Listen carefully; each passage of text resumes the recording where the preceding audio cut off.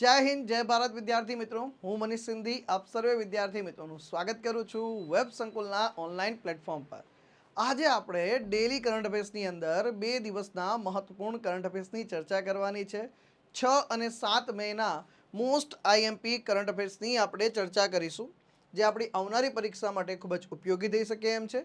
તો ચાલો ચર્ચાને આગળ વધારીએ। આજે લેક્ચર લાઈવ નથી, રેકોર્ડેડ છે સાહેબ, અને આજે જે છે આપણા ગુજરાતમાં મતદાનનો દિવસ પણ છે।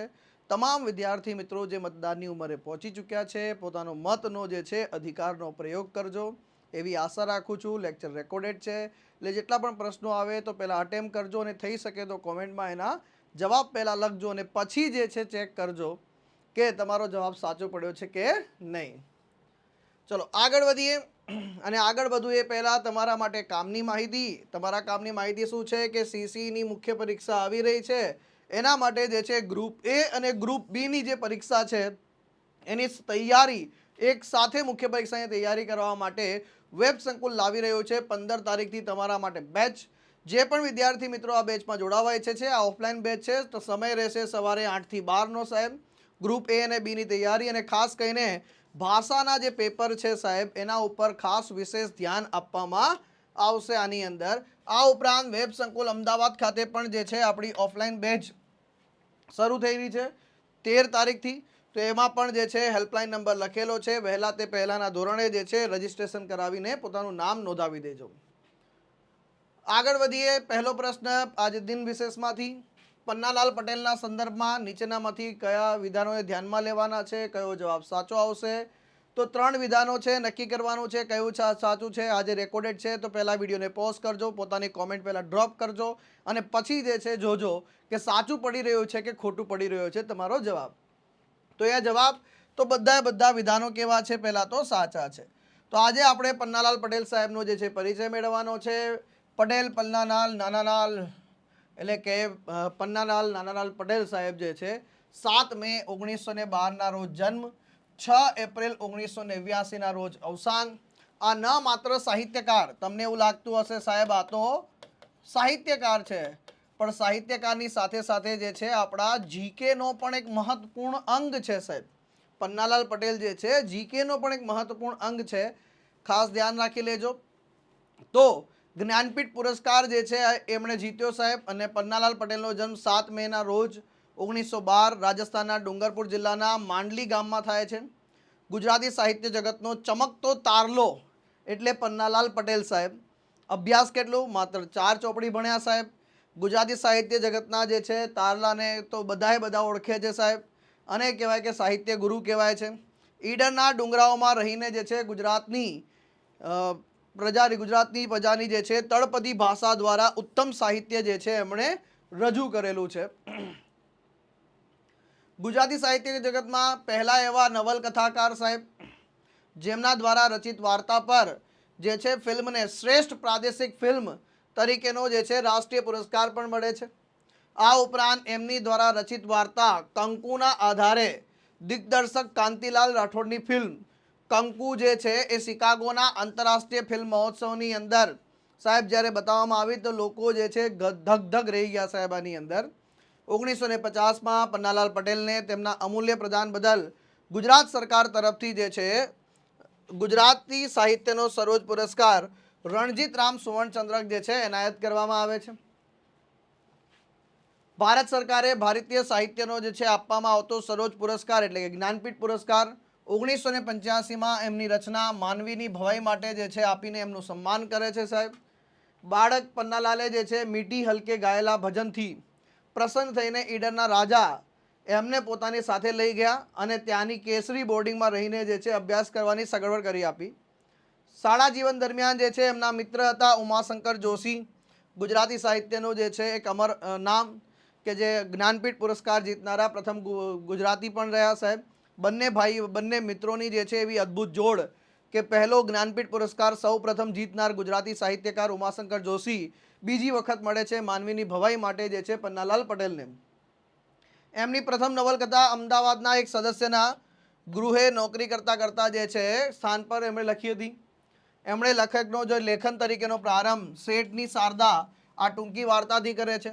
1936માં ગુજરાતી સાહિત્ય પરિષદના અમદાવાદ અધિવેશનની વાત કરીએ તો એ જે છે ત્યાંથી પાછા મુંબઈથી આવેલા ઉમાશંકર જોશીની અચાનક પોતાના જે છે મિત્ર સાથે મુલાકાત થાય છે અને પ્રોત્સાહન મળે છે અને સુંદરમના માર્ગદર્શનમાં સાહિત્ય લેખનનો જે છે આરંભ થાય છે. 36માં લખેલી પહેલી વાર્તા શેઠની શારદા મેઘાણીજીએ જે છે ફૂલજાબમાં પ્રગટ કરાવી. એમની પહેલી નવલકથા જે છે વડામણા વાંચીને જે છે મેઘાણીજી એમના પ્રત્યે આકર્ષાય અને કીધું ફૂલછાપ માટે જે છે એમને નિમંત્રણ આપ્યું કે આવો આવો અહીંયા આવો સાહેબ.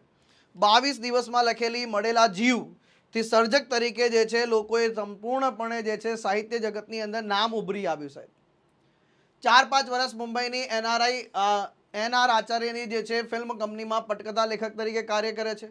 71નું વર્ષ આવે છે અમદાવાદમાં તેમના 2 પુત્રોની સાથે સાધના પ્રકાશન કંપનીની શરૂઆત કરે છે.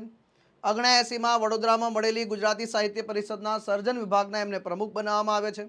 એમના સંઘર્ષના દિવસોને જે છે એમણે કયા દિવસો ગણાવ્યા છે તો વાસંતી દિવસો ગણાવ્યા છે. એમની કૃતિ જે છે કંકુ પરથી ગુજરાતી ફિલ્મ પણ બની છે. 1989ના રોજ અમદાવાદમાં જે છે 6 એપ્રિલના રોજ બ્રેન હેમરેજથી જે છે એમનું અવસાન થાય છે. તો આ ન માત્ર સાહિત્યની દ્રષ્ટિએ પરંતુ એ જીકેના પર્સપેક્ટિવથી પણ આપણા માટે મહત્વપૂર્ણ છે સાહેબ. તો મોટાભાગનું લખાણ સાબરકાંઠા જિલ્લાની સ્થાનિક બોલીમાં લખાયેલું છે. ચો જાય સ ચમ સ અને હે ને એ બધી ભાષાની અંદર. એમની આત્મકથા અલપ જલપ રણજીતરામ સુવર્ણચંદ્રક જ્ઞાનપીઠ એવોર્ડ સાહેબ ઘણા બધા એવોર્ડ એમને મળેલા છે. તો આ બધી બાબતો જે છે જીકેના પર્સપેક્ટિવથી મહત્વપૂર્ણ છે, એને ધ્યાન રાખી લેજો. અને આજના દિવસનો બીજો પ્રશ્ન તમારી સ્ક્રીન પર આવી ચૂક્યો છે કે આગામી T20 વર્લ્ડ કપ માટે જે છે ચલો તો પ્રશ્ન જે છે થોડું બનાવવામાં લોચો થયો છે તો હું બનાવી દઈશ. જે ભાઈ અહીંયા જે છે થોડુંક રહી ગયું છે કે ભારતનું પ્રથમ બંધારણ પાર્ક અથવા તો સંવિધાન પાર્ક કયા શહેરમાં બનાવવામાં આવ્યું છે ભાઈ, અથવા કયા શહેરમાં ખુલ્લું મૂકવામાં આવ્યું છે, શરૂ કરવામાં આવ્યું છે, બનાવવામાં આવ્યું છે? તો આવા જે છે આનો જવાબ પુણે આવશે સાહેબ. તો તમે જોઈ શકો છો ભારતીય સેના અને પુનિત બાલન ગ્રુપ વચ્ચે જે છે બંને ભેગા થઈને જે છે અહીંયા પુણેમાં ભારતનું પ્રથમ સંવિધાન પાર્કનું ઉદ્ઘાટન કરવામાં આવે છે.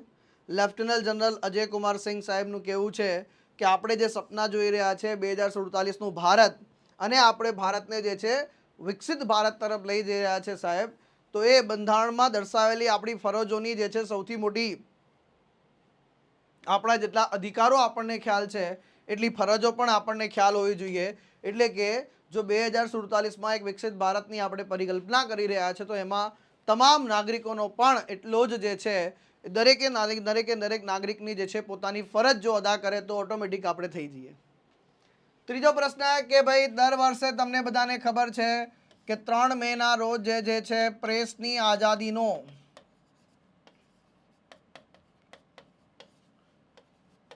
દિવસ ઉજવવામાં આવે છે, જેને વર્લ્ડ પ્રેસ ફ્રીડમ ડે તરીકે પણ ઓળખીએ છીએ. આ અવસર પર યુનેસ્કો દ્વારા જે છે ગુલેર્મો કેનો વર્લ્ડ પ્રેસ ફ્રીડમ પ્રાઇઝ આપવામાં આવે છે. આ વખતે વિજેતા તરીકે જે છે કયા પત્રકારોનું અનાઉન્સમેન્ટ કરવામાં આવ્યું છે, તો કયા દેશના પત્રકારોને આ પુરસ્કાર આપવામાં આવ્યો છે? તો અહીંયા કોઈ એક વ્યક્તિ વિશેષને પુરસ્કાર આપવામાં આવ્યો નથી.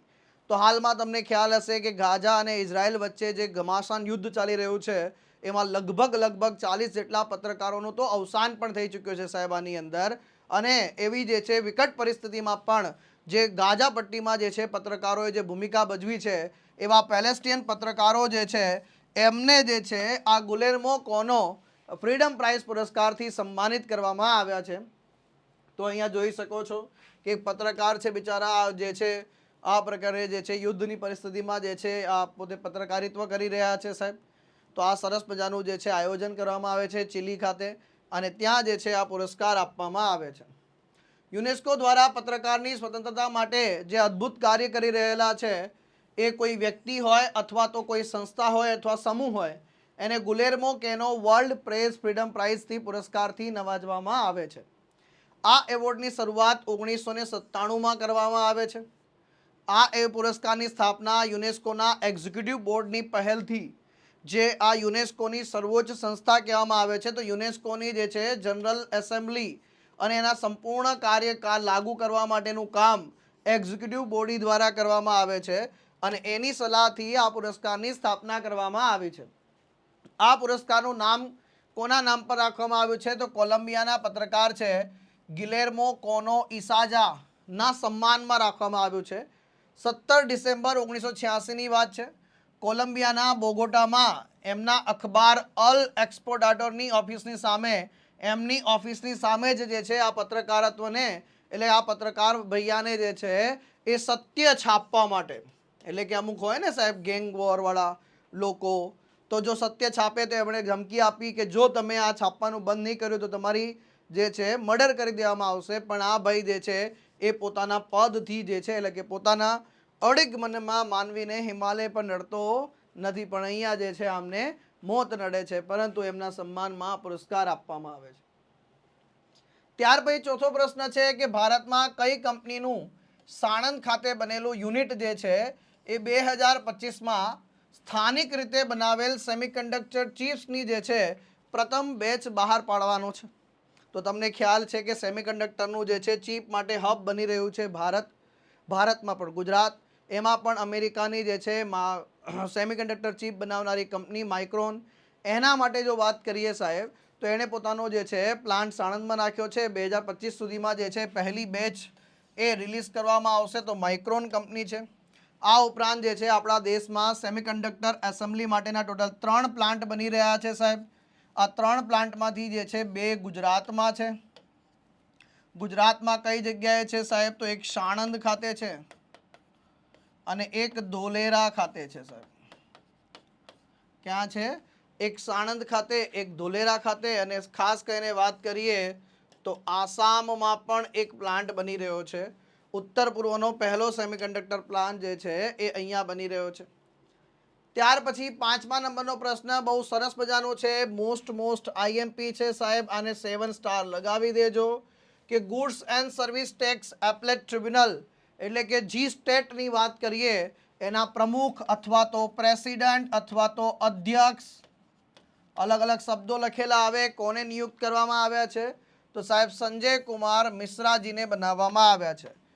સંજય કુમાર મિશ્રા સાહેબની વાત કરીએ તો ઝારખંડ હાઈકોર્ટના ભૂતપૂર્વ મુખ્ય ન્યાયાધીશ, આમને જે છે એટલે કે સંજય કુમાર મિશ્રા આ goods and service tax appellate tribunal જે છે એના અધ્યક્ષ તરીકે નિમણૂક કરવામાં આવી છે. સર્ચ કમ સિલેક્શન કમિટીની ભલામણના પગલે કેબિનેટની નિમણૂક સમિતિ દ્વારા આ નિમણૂકને જે છે મંજૂરી આપવામાં આવે છે અને રાષ્ટ્રપતિ આમની નિમણૂક કરે છે સાહેબ. જી સ્ટેટના પ્રમુખ તરીકે જસ્ટિસ મિશ્રાનો કાર્યકાળ કેટલો હશે ભાઈ? તો જે તારીખથી સંભાળશે એનાથી 4 વર્ષ અથવા 70 વર્ષ, બંનેમાંથી જે વહેલું હશે તે સાહેબ. હાલમાં તમને ખ્યાલ હશે કે જી સ્ટેટના જે છે આ ટ્રિબ્યુનલના જે છે અધ્યક્ષનો કાર્યકાળ 67 વર્ષથી વધારીને જે છે એની મહત્તમ વય મર્યાદા 70 વર્ષ કરવામાં આવી હતી. એ જ રીતે સભ્યની જે છે મર્યાદા 65થી વધારીને 67 કરવામાં આવી હતી સાહેબ. આ હમણાં જે છે ચેન્જ કરવામાં આવ્યું હતું. આ બદલાવ પછી પહેલી નિમણૂક છે એટલે મહત્વપૂર્ણ છે. સાથે સાથે પગાર કેટલો મળશે? તો 2.5 લાખ રૂપિયાનો પગાર પણ મળશે. જી સ્ટેટ ટ્રિબ્યુનલની વાત કરીએ તો એની પ્રિન્સિપાલ એટલે કે મુખ્ય શાખા ક્યાં છે સાહેબ? તો દિલ્હીમાં છે. અને આખા ભારતમાં ટોટલ આની કેટલી બેચનો સમાવેશ થાય છે ભાઈ? તો 31 બેચનો સમાવેશ થાય છે, જે રીતે સુપ્રીમ કોર્ટ, દરેક રાજ્યની હાઈકોર્ટ ને એના જેવી પરિસ્થિતિ છે સાહેબ આની અંદર. એમાં ઉત્તર પ્રદેશ રાજ્યમાં સૌથી વધારે જે છે જી સ્ટેટ એપલેટ ટ્રિબ્યુનલની જે છે બેન્ચ છે સાહેબ. તો એ પરીક્ષામાં પ્રશ્ન પૂછાય તો એ પણ જરા આપણને ખ્યાલ હોવો જોઈએ. હવે આ તો થઈ ગયું કરંટની વાત, પણ હવે આ જે ટોપિક છે goods and service tax appellate tribunal, આનું જે છે ખાસ ધ્યાન રાખી લેજો. આ અપીલ કરવા માટેની સર્વોચ્ચ સંસ્થા છે. એટલે કે જીએસટી સંબંધિત કોઈ પણ પ્રકારનું વિવાદ થાય છે એનું કોઈ નિરાકરણ લાવવા માટે જે છે એક વિશેષ સત્તા દ્વારા બનાવવામાં આવેલી ટ્રિબ્યુનલ છે સાહેબ. એના તમામ વિવાદોનું નિરાકરણ થઈ શકે, એટલે કે હાઈકોર્ટમાં જવાની જગ્યાએ, સુપ્રીમ કોર્ટમાં જવાની જગ્યાએ તમારે સીધું ટ્રિબ્યુનલમાં આવવાનું ભાઈ. Central goods and service tax act 2017 અંતર્ગત જે છે આ કાયદા અંતર્ગત કોઈ વાત કરીએ કે રાજ્ય હોય, યુનિયન ટેરેટરીનું જીએસટી હોય, એના વચ્ચે વિવાદો હોય, રાજ્ય યુનિયન કેન્દ્ર વચ્ચે વિવાદ હોય, તો એ અપીલોની સુનાવણી માટે આની સ્થાપના કરવામાં આવી છે. એની એક મુખ્ય બેન્ચ જે છે દિલ્હી ખાતે, એટલે કે ત્યાં પણ છે, અને સાથે સાથે જે છે ટોટલ 31 જે છે ટોટલ અન્ય શાખા એટલે કે બેન્ચ વિવિધ રાજ્યો અને યુનિયન ટેરેટરીમાં આવેલી છે. આ ટ્રિબ્યુનલની અંદર જે છે ધ્યાનથી સાંભળજો ભાઈ, તો એની અંદર જે છે એક અધ્યક્ષ, પ્રમુખ અથવા તો પ્રેસિડેન્ટ હોય છે, એક ન્યાયિક સભ્ય હશે અને 2 ટેકનિકલ સભ્યો હોય છે સાહેબ. એક રાજ્યમાંથી અને બીજો કેન્દ્રમાંથી હોય છે સાહેબ. એટલે કે આ જે જી સ્ટેટ છે એમાં ખાસ ધ્યાન રાખી લેજો ભાઈ. તો આ જી સ્ટેટની અંદર કંઈક શું સમાવેશ થશે ભાઈ? 1 અને 2 એટલે ટોટલ 4. આ 4ને તમે આમ ડ્રો કરીને લખજો ભાઈ, જેમાંથી એક હશે અધ્યક્ષ, એને આપણે પ્રમુખ પણ કહી શકીએ, અને અંગ્રેજી ભાષામાં કહું તો ભાઈ પ્રેસિડેન્ટ હશે સાહેબ. એક જે છે એ એના શું હશે ભાઈ? ન્યાયિક સભ્ય હશે. અને ટેકનિકલ સભ્યો 2 ટેકનિકલ સભ્ય હશે ભાઈ. અને આ 2 ટેકનિકલ સભ્યમાંથી એક જે છે એ કેન્દ્રમાંથી અને એક જે છે રાજ્યમાંથી આવશે ભાઈ. તો આ રીતની જોગવાઈ છે આની અંદર. આને જે છે આવી રીતે ડ્રો કરીને જરા લખજો આની અંદર જે છે. ત્યાર પછી જે છે આ તો વાત થઈ ગઈ જી સ્ટેટ, આ કેન્દ્ર લેવલ પર સાહેબ. એ રીતે જે છે વાત કરીએ રાજ્ય બેન્ચ જે હોય સાહેબ, રાજ્ય બેન્ચની વાત કરીશું સાહેબ. તો રાજ્ય બેન્ચની અંદર કયા પ્રકારની જે છે રચના હશે એમાં ભાઈ? તો એમાં જે છે 2 ન્યાયિક સભ્યો હશે સાહેબ. જો અહીંયા એક ન્યાયિક સભ્ય, અહીંયા 2 ન્યાયિક સભ્ય હશે. એક ટેકનિકલ સભ્ય અને એક ટેકનિકલ સભ્ય રાજ્યના હશે સાહેબ. તો સેમ વસ્તુ છે આની અંદર, ખાલી ફેરફાર શું થઈ જશે ભાઈ? તો અહીંયા એક ન્યાયિક સભ્યની જગ્યાએ રાજ્ય બેન્ચની અંદર 2 ન્યાયિક સભ્ય આવી જશે. તો આટલી એક બાબત જે છે ધ્યાન રાખી લેજો. હવે આના અધ્યક્ષ બનવા માટેની પાત્રતા કહો કે પછી લાયકાત કહો કે પછી એલિજિબિલિટી ક્રાઇટેરિયા કહો, તો એ શું હોઈ શકે છે? તો અધ્યક્ષ કોણ બની શકે છે સાહેબ? અથવા તો પ્રેસિડેન્ટ કોણ બની શકે છે સાહેબ? અથવા પ્રમુખ કોણ બની શકે છે સાહેબ? તો એમાં કીધું છે કાં તો સુપ્રીમ કોર્ટના જજ હોય, અથવા હાઈકોર્ટનો હોય તો હાઈકોર્ટના જે છે મુખ્ય ન્યાયાધીશ હોય. તો એ જે છે એટલે કે સુપ્રીમ કોર્ટના જજ તથા હાઈકોર્ટના મુખ્ય ન્યાયાધીશ બની શકે છે. ત્યાર પછી આપણને કીધું છે કે ન્યાયિક સભ્ય કોણ હોઈ શકે છે? તો એ હાઈકોર્ટના ન્યાયાધીશ હોવા જોઈએ સાહેબ. મુખ્ય ન્યાયાધીશ નહીં, હાઈકોર્ટનો ન્યાયાધીશ હોવો જોઈએ, અથવા તો 10 વર્ષના સમયગાળા માટે જે છે જિલ્લા ન્યાયાધીશ અથવા તો જિલ્લા ન્યાયાધીશ, વધારાના જિલ્લાની એટલે કે એડિશનલ જજ હોય ડિસ્ટ્રિક્ટ કોર્ટના, અથવા તો ભાઈ જજ હોય, તો એમને જે છે આ પ્રકારે નિમણૂક ન્યાયિક સભ્ય તરીકે કરવામાં આવશે સાહેબ. ટેકનિકલ સભ્ય જે છે એ યુનિયન ટેરેટરીની વાત કરીએ તો એ ગ્રુપ એ સેવા સાથે જોડાયેલો અધિકારી હશે. પણ કઈ સંસ્થાનો ભાઈ? ભારતીય મહેસૂલ સેવાનો અધિકારી હોય, અથવા તો કેન્દ્ર સરકારમાં જીએસટીના સંચાલનમાં જેને 3 વર્ષનો અનુભવ ધરાવતો અખિલ ભારતીય સેવાનો જે છે કોઈ અધિકારી હોય, તો એને જે છે ટેકનિકલ સભ્ય કેન્દ્ર સરકારના મૂકવામાં આવશે સાહેબ. કેન્દ્રમાં ટેકનિકલ સભ્ય જે છે એ ગ્રુપ એ સેવાઓની અંદર જે છે કેટલા વર્ષ પૂર્ણ કરેલા હોવા જોઈએ ભાઈ? 25 વર્ષ પૂર્ણ કરેલા હોવા જોઈએ સાહેબ. એવું નહીં કે હમણાં નિમણૂક થઈ 3 વર્ષ નહીં, 25 વર્ષ જે છે એ પૂર્ણ કરેલા હોવા જોઈએ સાહેબ. ટેકનિકલ સભ્ય રાજ્યની વાત કરીએ તો રાજ્ય સરકારના જે છે અધિકારી હોય, અથવા તો કર વિભાગના જે છે કમિશનર તરીકે નિમણૂક પામેલા હોય સાહેબ, એ અધિકારી હોઈ શકે છે. રાજ્ય ટેકનિકલ સભ્ય જે છે ગ્રુપ એ સેવા, અથવા તો એના સમકક્ષ 25 વર્ષનો જે છે કાર્યકાળ હોવો જોઈએ એની અંદર, અથવા તો જીએસટી સંચાલનનો એના વધારાનો જીએસટી સંચાલનનો 3 વર્ષનો અનુભવ ધરાવતો હોવો જોઈએ સાહેબ. તો આ જે છે બહુ ટેકનિકલ માહિતી છે, અને મોસ્ટ આઈએમપી ક્વેશ્ચન તમારી આવનારી પરીક્ષા માટે પણ બનવાનો છે, એટલે ખાસ ધ્યાન રાખી લેજો. વય મર્યાદા અને કાર્યકાળ જે છે તો અધ્યક્ષ અને ન્યાયિક સભ્ય હોય, ટેકનિકલ સભ્ય હોય, એના સંદર્ભમાં ધ્યાન રાખજો ભાઈ. તો આની અંદર જી સ્ટેટની અંદર જે છે વાત કરીએ તો એક પ્રમુખ હોય છે અથવા તો અધ્યક્ષ હોય છે. આમનો કાર્યકાળ કેટલો? 4 વર્ષ અથવા 70 વર્ષ. જે હાલમાં જ ચેન્જ કરવામાં આવ્યો છે. પહેલાં કેટલું હતું, 67 વર્ષ હતું ભાઈ, એ વધારીને 70 વર્ષ કરવામાં આવ્યું છે. ત્યાર પછી જે ન્યાયિક સભ્ય હોય કે પછી ટેકનિકલ સભ્ય હોય સાહેબ, આની વાત કરીએ તો આનો પણ કાર્યકાળ 4 વર્ષ અથવા તો 67 વર્ષ હશે.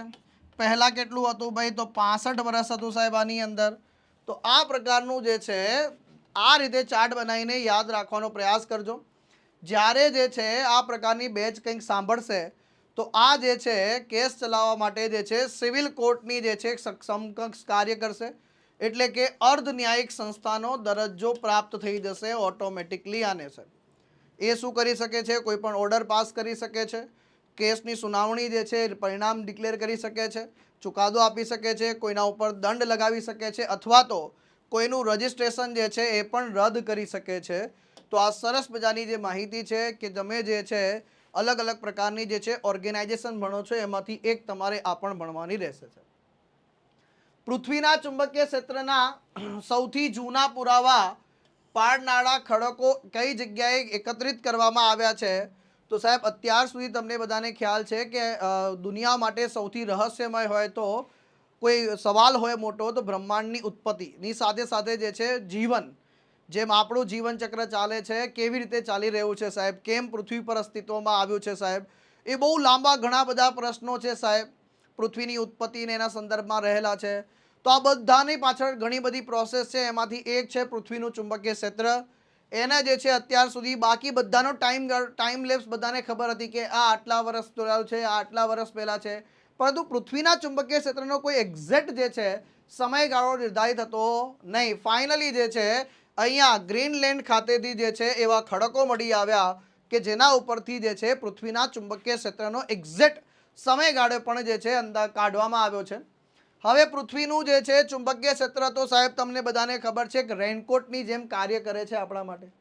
કેવી રીતે? તો આ પૃથ્વી છે, પૃથ્વીનું જે આ ચુંબકીય ક્ષેત્ર તમે જોઈ શકો છો આ જનરેટ થઈ રહ્યું છે, અને અહીંયા સૂર્ય છે, સૂર્યના જે છે સોલર વિન્ડ આ પ્રકારે જે આવી રહ્યા છે એ અહીંયા અથડાઈને જે છે અહીંયાથી આપ જતા રહે છે, આમ જતા રહે છે. એટલે કે મોટા ભાગનું જે છે એક પ્રકારનું કોટ તરીકે, આવરણ તરીકે જે છે આ ચુંબકીય ક્ષેત્ર આપણને બચાવી રહ્યું છે.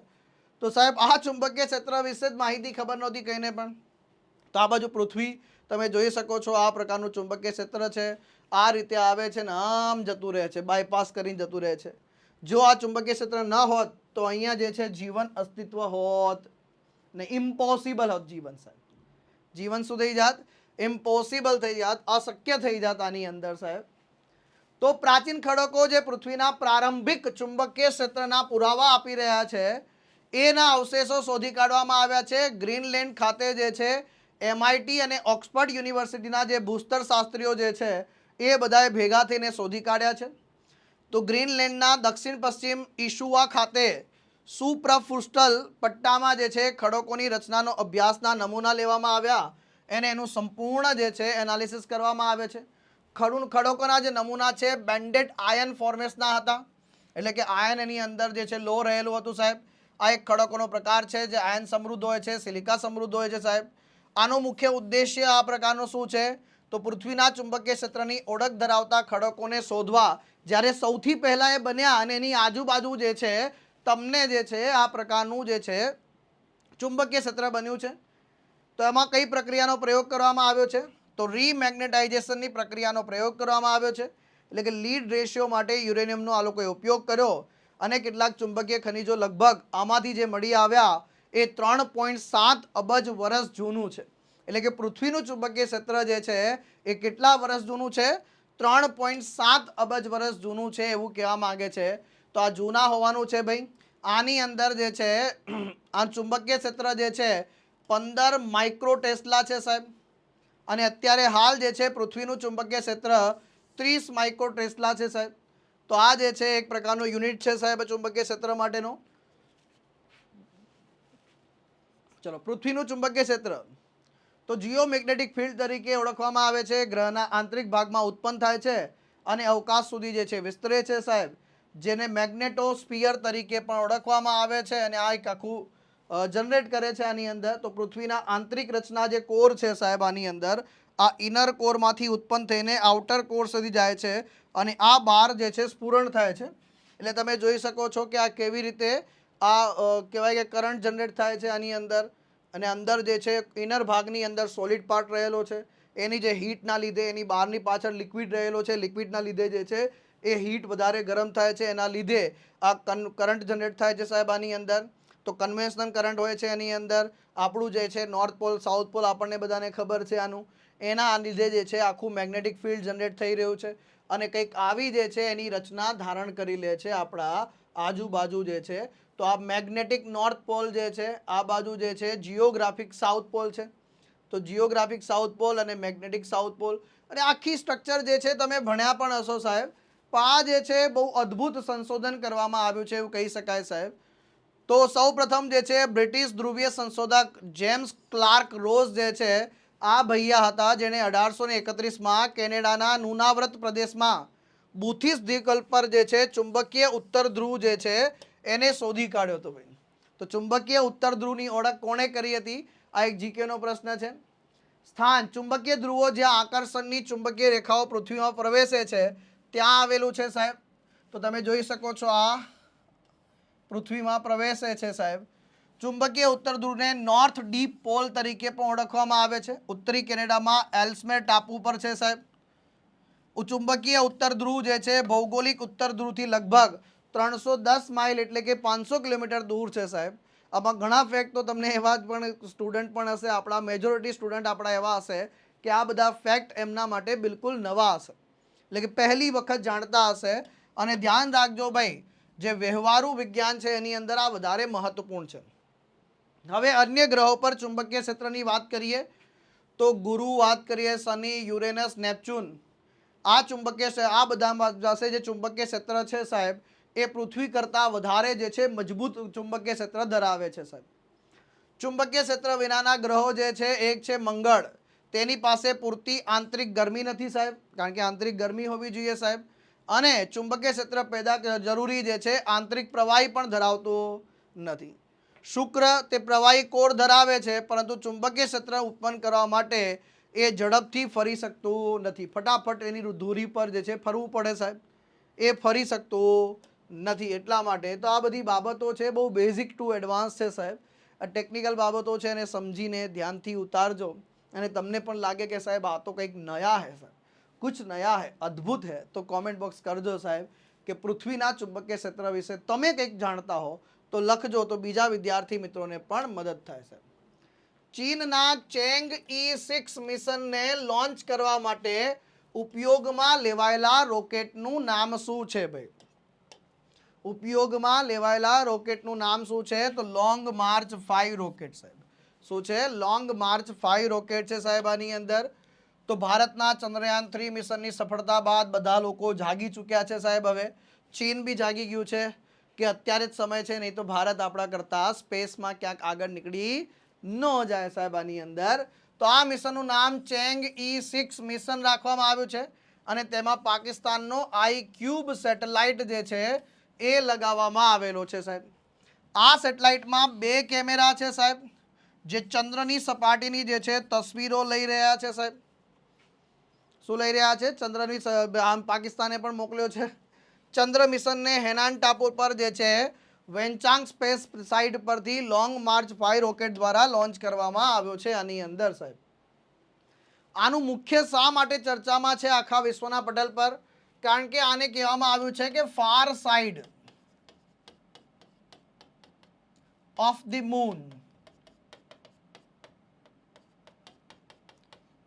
જે છે ત્યાં ગયો છે. એટલે ચંદ્રનો દૂરનો ભાગ જે છે, જ્યાં બિલકુલ અંધારું અંધારું છે સાહેબ, જ્યાં અત્યાર સુધી કોઈ ગયું નથી, ત્યાં જશે અને ત્યાંથી સેમ્પલ ભેગા કરીને જે છે પૃથ્વી પર પાછું લઈને આવશે ભાઈ. આ ટોટલ જે છે 53 દિવસનું સુધીનું મિશન છે સાહેબ. 25 જૂને જે છે પૃથ્વીમાં પાછું પડશે સાહેબ. આ પ્રોબ શરૂઆતના થોડા દિવસે પૃથ્વીની ભ્રમણ કક્ષામાં ફરશે, પછી બાદમાં ચંદ્રની ભ્રમણ કક્ષામાં એન્ટર કરશે, ત્યાંથી જે છે એ કહેવાય કે far side of the moon જે છે ઉતરશે, ત્યાંથી જે છે ડેટા કલેક્ટ કરશે. ચીનનું લક્ષ્ય છે કે 2030 સુધીમાં ચંદ્ર પર માણસો મોકલવાનું, એટલે કે માનવ મિશન જે છે ચંદ્ર પર મોકલવા માંગે છે. એના પહેલાં જેટલું બની શકે એટલા વધુમાં વધુ મિશન એ ચંદ્ર પર મોકલી રહ્યું છે. જો આ મિશન સફળ થઈ ગયું તો દુનિયામાં ચીન જે છે પહેલો દેશ બની જશે જે ચંદ્રની દૂર સાઈડની જે છે એટલે અંધારાવાળી બાજુના નમૂના એકત્રિત કરીને આવશે અને આવો કરનારો પહેલો દેશ બની જશે. અમેરિકા હોય, સોવિયત યુનિયનની વાત કરીએ, રશિયાની વાત કરીએ, એ લોકો પણ ચંદ્ર પરથી ત્યાં જઈને જે છે નમૂના તો લઈને આવ્યા છે, પણ જે કહેવાય કે નજીકની બાજુ છે, જે બધા લોકો જાય છે ત્યાંથી લઈને આવ્યા છે. 2019માં જે છે ચીને આવો જ પ્રયાસ કર્યો હતો. ચાંગઈ-4 પ્રોબ જે છે ચંદ્રની દૂરની બાજુ ઉતર્યું હતું, પરંતુ એ જે છે નમૂના લઈને પાછું આવ્યું ન હતું, પણ ત્યાં જે છે આ લોકોએ પહેલાં ઉતારી દીધું છે. ટોટલ 10 લુનર મિશન ગયા છે, જે નજીકના ભાગમાં ગયા છે, ચંદ્રના દૂરના ભાગમાં ક્યારેય નથી ગયા ભાઈ. ચાંગઈ-6 જે છે સાઉથ પોલ એટેકન બેસિન પર ઉતરશે ભાઈ.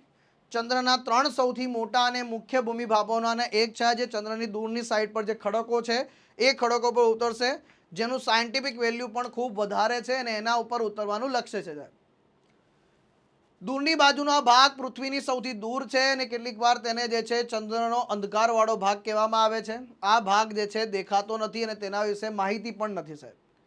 ચંદ્ર અને પૃથ્વીની દૂરની બાજુ વચ્ચેના કમ્યુનિકેશનનું સમર્થન જે છે 2024ના પ્રથમ 6 મહિના દરમિયાન રિલે સેટેલાઇટ Qqiao-2 અથવા તો મેંગપાઈ બ્રિજ 2 જે છે એ યોજના જે છે ચીન બનાવી રહ્યો છે. આની અંદર કે ત્યાં જાય ને ત્યાંથી કમ્યુનિકેશન એસ્ટાબ્લાઇઝ કરે કે સાહેબ બધું જે છે ઓકે છે. Hello hello alpha beta gamma.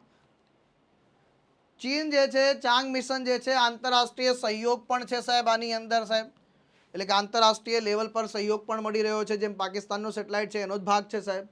તો યુરોપિયન સ્પેસ એજન્સી છે, ફ્રાન્સ છે, ઇટલી છે, પાકિસ્તાન છે, આ બધા જે છે આમાં સપોર્ટ કરી રહ્યા છે સાહેબ. આ 6 મિશનની અંદર જે છે એક ઓર્બિટર, એક લેન્ડર, એક આરોહી અને એક રિટર્નરનો જે છે સમાવેશ થાય છે. 4 પેલોડ પોતાની સાથે લઈ ગયું છે આની અંદર ભાઈ. એપોલો બેસિન તરીકે ઓળખાતો જે છે આ ક્રેટરની વાત કરીએ તો આ પ્રાથમિક લક્ષ્ય જે છે લેન્ડિંગ કરવાનું, ત્યાં ઉતરીને ત્યાં જે છે ખાડામાંથી એ સેમ્પલ લઈને આવવા સાહેબ, જે ચંદ્રના દક્ષિણ ધ્રુવ એટિકન બેસિનની અંદર સ્થિત છે સાહેબ. અંતરિક્ષ યાન ચંદ્ર પર પહોંચ્યા બાદ સોફ્ટ લેન્ડિંગ કરશે. પછી લેન્ડિંગના 48 કલાકની અંદર ચંદ્રની સપાટીની ખડકો અને માટીને કાઢવા માટે રોબોટિક હાથની મદદથી ખોદકામ શરૂ કરી દેશે અને જે છે ડ્રિલિંગ વગેરે કરશે અને પછી જે છે આ કન્ટેનરમાં સીલ કરશે અને આરોહી ચંદ્ર પરથી જે છે ઉડાન ભરશે, ચંદ્ર કક્ષામાં ઓર્બિટરની સાથે જોડાશે સાહેબ અને ચંદ્ર ક્ષેત્રની સપાટીમાં જે છે ત્યાંથી પાછું રિટર્ન આ જે છે અહીંયા ધરતી પર આવશે જૂન મહિનાની અંદર સાહેબ. તો અહીંયા કહેવાય રહ્યો બધા લોકોનું તો વાત એવી ચાલી રહી છે કે ભાઈ જો આ દૂરની સાઈડ વિશે આપણને કંઈ ખ્યાલ નથી સાહેબ. એવું બની શકે છે કે અત્યાર સુધી જે હાથ પગ માર્યા આપણે એ ચંદ્રની નજીકની સાઈડ પર માર્યા છે, દૂરની સાઈડ પર કંઈક સારું હોઈ શકે છે. તો ઘણા લોકોનું માનવું છે કે એલિયન બેલિયન પણ મળી આવી શકે છે. તો આ ચીન છે ભાઈ, ચીન તો કુછ ભી કર सकता है ભાઈ. 2024માં એ સેમ્પલ લઈને આવી રહ્યો છે ડાર્ક જગ્યાથી, હે અંધારાવાળી જગ્યાથી. 2025માં જે છે એ નિયર અર્થ એસ્ટરોઇડના પણ સેમ્પલ લાવશે ભાઈ. 2026માં જે છે સાઉથ પોલ તરફ જશે સાહેબ અને ત્યાં પાણીના અવશેષો શોધશે. પછી 2028માં જે છે કહેવાય કે મંગળ ગ્રહ પરથી નમૂના પાછા લઈને આવશે. ત્યાર પછી જે છે પોતાનું લુનર સ્ટેશન બનાવશે ભાઈ, એ પણ સાઉથ પોલ ખાતે ઇન્ટરનેશનલ લુનર સ્પેસ સ્ટેશન બનાવશે. પછી જે છે જે સોલર સિસ્ટમમાં જે દૂર સુધી 2049નું જે લક્ષ્ય છે આનું કે દૂર સાઈડ છે ત્યાં સંશોધન કરવામાં આવશે. 2030ની વાત કરીએ ભાઈ તો ટેકોનોટ્સ ઓન ધ મૂન એટલે કે પોતાના જે છે એસ્ટ્રોનોટને ત્યાં ઉતારશે ભાઈ. ઇન્ટરનેશનલ લુનર રિસર્ચ સેન્ટર બનાવવાનું એનું પ્લાનિંગ છે પોતાનું કાયમી ત્યાં ભાઈ. આ તો એવું સમજી રહ્યો છે કે જાણે આ ભારત છે, આ બાજુમાં ભારત છે, ત્યાં જઈને આ બધું કરીશું આપણે. તો આ પ્રકારનો સરસ મજાનો જે કોન્સેપ્ટ તમને આની અંદર જોવા મળી રહ્યો છે. પછી આ ટોપિક ઉપર ખાસ ધ્યાન રાખજો, બહુ મજા આવશે આની અંદર. અને તો આનું નામ છે ઉરાંગ ઉટાંગ બાબતે કયું વિધાન સાચું છે? તો તેઓ મલેમાં જંગલના માણસ તરીકે ઓળખવામાં આવે છે. તેઓ સુમાત્રા અને બોર્નિયોના ટાપુઓમાં જોવા મળે છે. તેઓ સૌથી મોટા વૃક્ષ નિવાસ સસ્તન પ્રાણીઓ છે. તેઓ ગંભીર રીતે જોખમમાં મુકાયેલા તરીકે વર્ગીકૃત કરવામાં આવેલા છે. તો આમાં જે છે વાત કરીએ તો અહીંયા જવાબ આવશે ઉપરોક્ત તમામ વિધાન આમાં સાચા છે સાહેબ. હવે તમને એવું થતું હશે કે સાહેબ હું ઊડ ફટાંગ વાતો કરી રહ્યા છો, અચાનકથી આ ઉરાંગ ગુટાનને ક્યાંથી લઈને આવ્યા છો? તો આ ભાઈ છે ઉરાંગ ગુટાન. અચાનકથી જે છે આ ઉરાંગ બુટાંગ ભાઈએ જે છે એવું કંઈક કર્યું કે આખી દુનિયા હલી ગઈ સાહેબ. આખી દુનિયા હલી ગઈ સાહેબ. અને કહેવાય છે કે આ ઉરાંગ ગુટાંગ આપણા માનવીની સૌથી નજીક છે ભાઈ. તો આ ઉરાંગ ગુટાંગ ભૈયાની જે છે તમે બે તસવીર જોઈ રહ્યા છો. એક તસવીરમાં ઉરાંગ ગુટાંગ ભૈયાને જે છે આ ચહેરા પર કંઈક લાગે છે. આ ભાઈ અચાનકથી જે છે અમુક રિસર્ચર જે છે એ બધું ફિલ્મોગ્રાફી કરી રહ્યા શોધી રહ્યા હતા ભાઈ.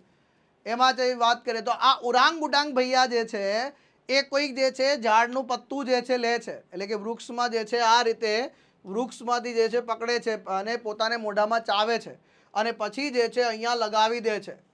તો ભાઈ આ અચાનકથી જે છે આ ઓ માય ગોડ ગાયબ.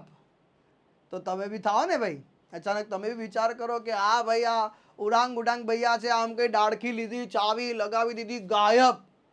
હા સર, તો ટેન્શન આવી ગયું બધાને. તો ભાઈ એવું તો શું છે?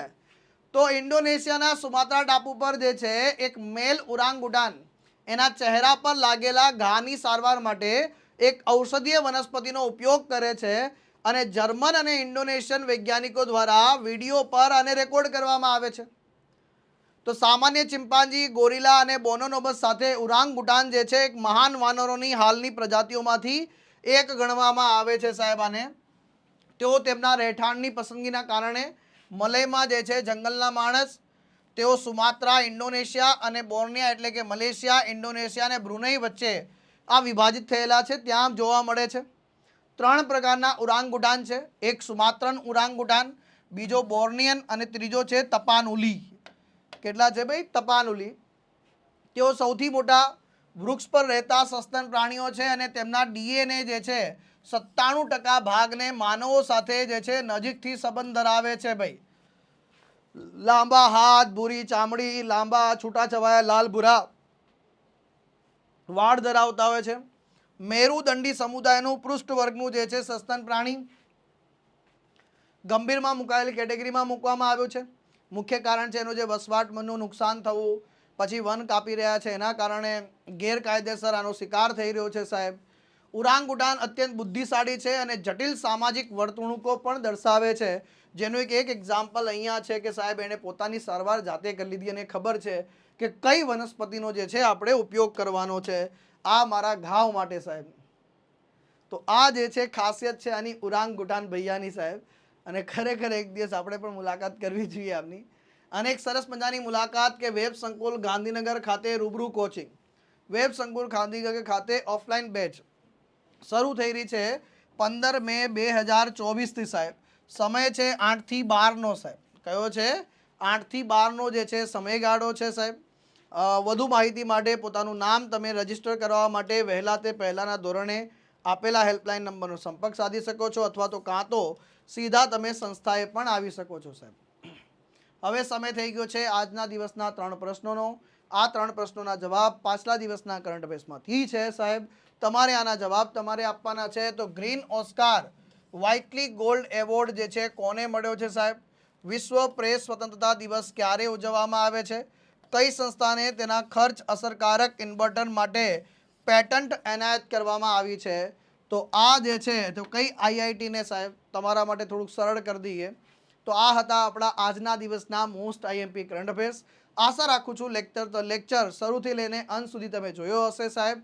લેક્ચર પસંદ આવ્યો હોય તો એક નાનકડું લાઇક અને શેર કરવાનું ભૂલી જતા નહીં. મળીશું આપણે નેક્સ્ટ લેક્ચરમાં. ટિલ ધેન મને રજા આપો. બાય બાય, ટેક કેર, જય હિન્દ, જય ભારત.